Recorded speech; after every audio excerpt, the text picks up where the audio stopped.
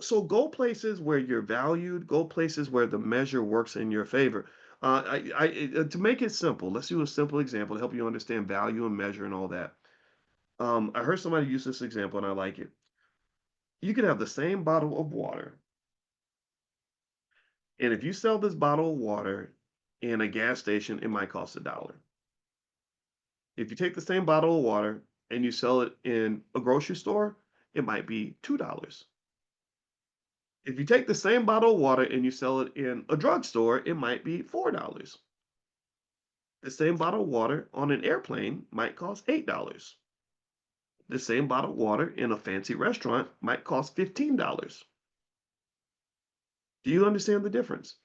It's the same thing, but it's positioned in a place where its value is going to be measured differently. So if I'm this bottle of water and I know my worth, it's like, man, I'm important. I am somebody. I hydrate you. You can't live without me. I'm water. I know I'm valuable, but the world don't see my value. Every time I'm in the gas station, people only want to pay $1. How you gonna pay $1 for me? I'm water. Water is what's more valuable than water, right? I could sit and scream and holler and be mad about it.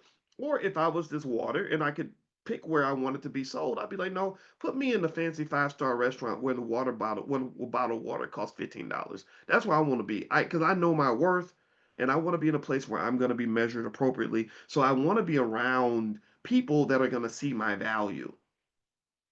Do you understand? And so part of the reason that I would rather be here than anywhere else in the world is because I know this lesson. I learned this lesson 25 years ago. You value me. I don't know if I'd get the same value if I was hanging out on Wall Street or on Capitol Hill or anywhere else. I mean, there's other places you can go with a doctorate, but I don't want to go places I'm not valued. You don't love me, I ain't gonna love you. And that's a self-esteem issue. That's a self-love issue. I think that, and so when you talk about going back to the Drake conversation, I think a lot of people follow him because they're young and they don't have the self-esteem. They're not, some of them, the ones that end up being sucked in by this nonsense, are people that are aspiring to become something because they don't believe that they're worth anything at that point. And I think that that's a problem, and it's a very costly problem, and it's one that's deliberately exploited by marketers. They want to find your insecurity so they can get you to buy a product that will fill that void that your mama should have filled when you were a baby.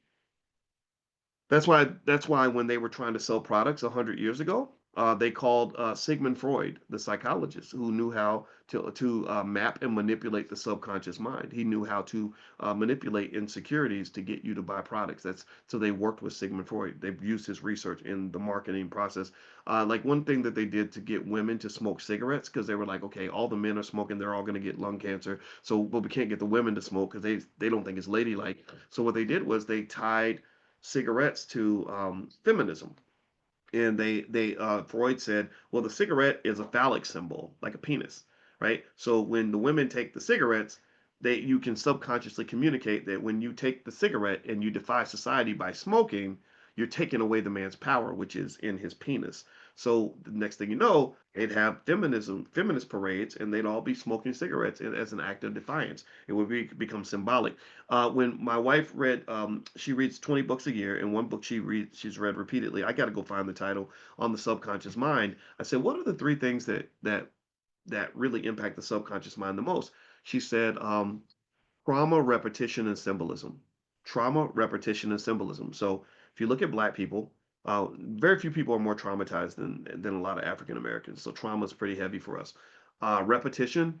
If you listen, hip hop music is can be very poisonous because it repeats itself. It repeats the message over and over. Molly Percocet, Molly Percocet, Molly Percocet, Molly Percocet, Molly Percocet, Molly Percocet, right? And that repetition digs deep into your soul to the point where you'll be doing something and not even realizing why you're doing it. You'll think that the idea is originally yours, but it's not yours. It actually belongs to the programming, right? And then the third part, symbolism. If you ever watch a hip hop music video, it's full of symbolism everywhere. Everything I do, I'm a signaling. They call actually that's the next theory that's here, signaling theory. I'm going to talk to you about that.